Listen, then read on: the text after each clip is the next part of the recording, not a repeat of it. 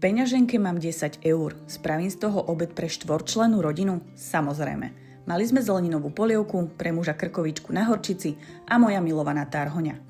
Nákup som si spravila v Lidli, kúpila som cibuľu, mäso, horčicu, tarhoňu a mrazenú zeleninu do polievky, z ktorej má veľa ľudí predsudky, pritom má viac vitamínov než tá z regálu. Potrebovala som 8 základných vecí a výslednú cenu vidíte sami. Nasolené a okorenené mäso opečieme z prúdka do hneda.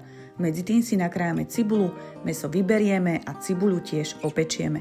Do základu pridáme horčicu a prilejeme vodu.